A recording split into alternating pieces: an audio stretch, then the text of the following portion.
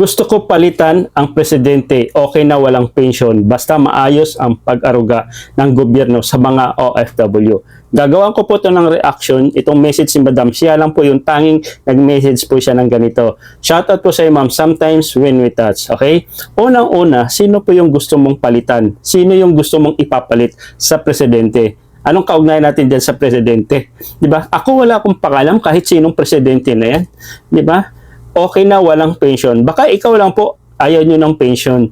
Marami po nagko-comment, nagpipray, okay? Sana totoo. Okay? Sana mapirmahan na yan. Di ba? Lahat sila in positive way. Okay? Pero ikaw, kahit walang pension, ma'am, OFW po kayo, tama? Ayaw nyo ba magkaroon ng ganito? Yung mindset po kasi natin iba. Di ba? Basta maayos yung aruga ng gobyerno. Anong klaseng aruga, madam? Alam mo, kaya tayo yung humihingi pero walang nagbibigay kasi hindi natin yung alam kung ano yung specific na gusto natin. Diba? Anong klaseng aruga? Diba? Yung aruga ba sabihin, okay mga OFW, bayani po kayo, maraming salamat. Gusto nyo ba yung aruga? O yung duday, dudayin ka sa yung mga gobyerno? Anong klaseng aruga, madam? Hindi ko kasi naintindihan yung aruga. Diba? Nagets ba ibig ko sabihin? Ikaw, kontra, bagay, hindi ko naman sinasabing kontra ka, pero sabi mo, okay na walang pension. Ako, gusto ko meron. Alam nyo bakit? Baka madam, baka ikaw baka nagrereklamo ka sa iyong vacation leave, wala ka. End of service, baka wala ka. Pati ba naman itong pension? Ba? Hindi ka naman kumukontra, alam ko. Pero yun, the way yung comment mo, parang may kulang eh. Parang may something eh. Kasi ako guys, ito wala akong pakialam kahit sinong presidente na yan. Wala akong pakialam dyan kung sinong senador, kung sino yung nasa uwan na yan, kung sino yung mga congressman na yan. Wala akong pakialam doon. Kasi hindi naman sila tumutulong sa atin eh. Tayo yung tumutulong sa Pilipinas. Tayo yung nagpapadala ng pera, padala natin sa pamilya para makabili sila ng mga bigas, no? Paano yung mga pang-araw-araw at may tax po yun. Yung tax na yun, yung pambayad sa mga buayad yan.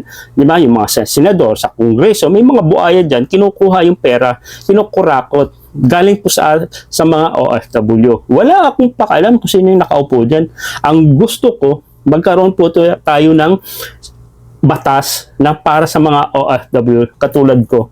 'Di ba? Katulad ng SSS, automatic meron ka. Kasi nga, bakit ko pinopost to na may magkaroon ng pension, magiging batas to? Kung ang end of service hindi na ibibigay, okay, indemnity, kasi malabo, maraming hindi nagbibigay yung amo. Comment kayo kung agree kayo. Di ba? Yung vacation leave, naibibigay ba? Hindi rin po naibibigay yung vacation leave. Nakakailang balik-balik na walang vacation leave. Sila pa nga yung nagbabayad ng ticket eh. Sige nga. O yung NM service, ilang taon na po kayo? 20 years, 30 years. Di ba? Nabigyan ba kayo ng missing condoling vacation leave? O yung gobyerno ba nagbigay sa inyo? Vacation leave ba nagbigay sa inyo yung gobyerno? Tapos kukontrahin pa natin yung pension. Okay? Meron din nagko-comment na ano lang daw, yung content ko lang daw to. Paano ako magiging? Yes, content po talaga. Kasi alam nyo bakit? Pag hindi po tayo mag-iingay sa social media, pag walang boses sa mga OFW, hindi po, malabo po ibibigay ito. Pero kung lahat tayo gumagawa ng content, nagsasalita, nagsisigaw tayo sa social media, na ibigay nyo sa amin yung pension na yan, ewan ko lang, baka nagkakandara pa yan kung sino yung senador na mag-push. Diba? Pabursa kanya yan. Imagine nyo yun. So, dapat tayo magtutulungan. Hindi tayo pwedeng na content lang yan. Hindi. OFW po ako. Ako wala pong problema sa mga benefits ko po. Wala naman akong pakialam eh. Kung tutusin sa inyo eh. Pero bakit ko gumawa ng content? May concern ako. Kasi ito na po yun, kailangan nating sumigaw tayo ng sumigaw. Kasi malaking tulong din po yan sa akin kung may OFW pension bukod sa mga amo natin.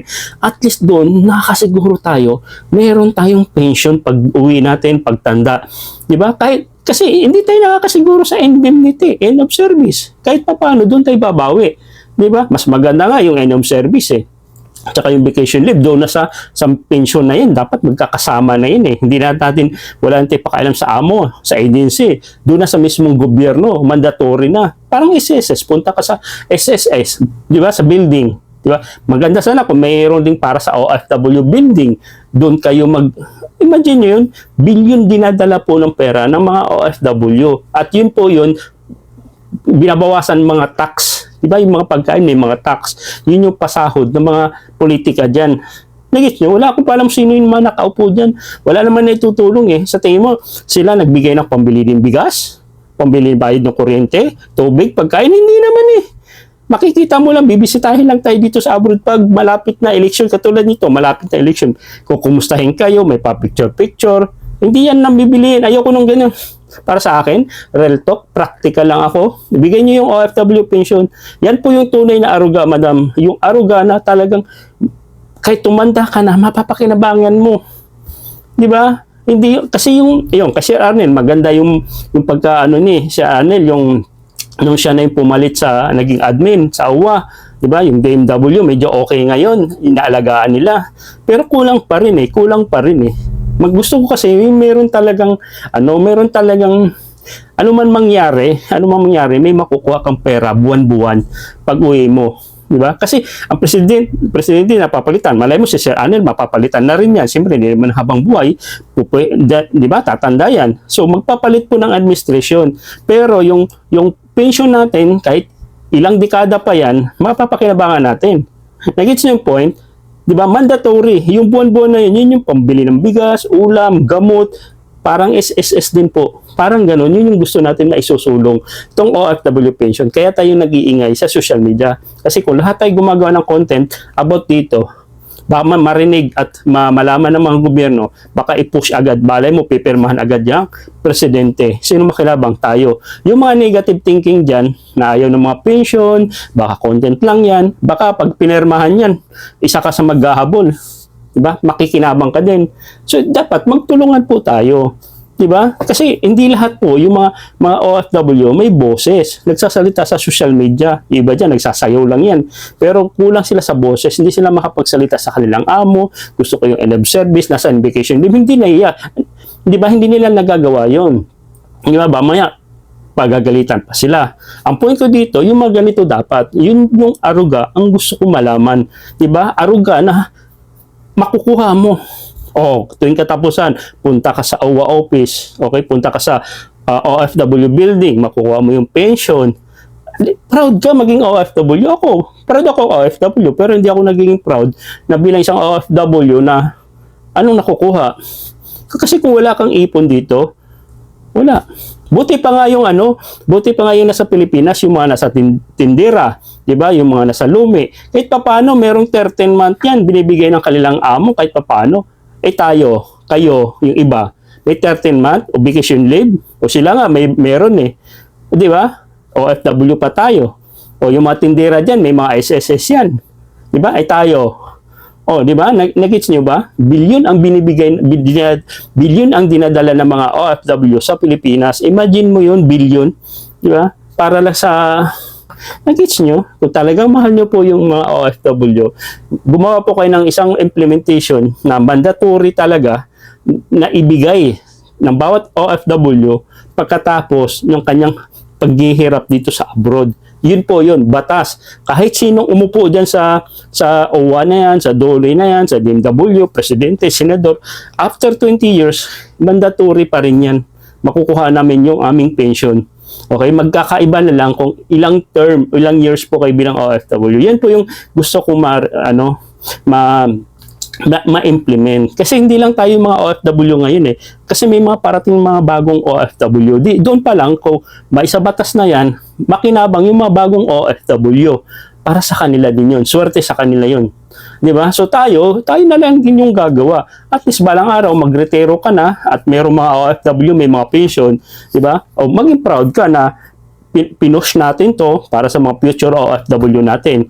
Nag-gets nyo ba yung point ko? Dapat ngayon tayo magtutulungan. So walang mag-iingay sa social media. Wala din po ito. Wala pong mangyayari sa atin. Okay? So dapat magtutulungan po tayo okay? So yun lang. Lang talaga, para lang ma-open lang po talaga natin, may share ko lang yung gusto ko lang sabihin. Hindi po ako galit, madam, sometimes in retards, hindi po ako parang kontra ka, pero parang ano kasi, alam niyo yun, basta bahala na po kayo dun, ang ibig ko sabihin.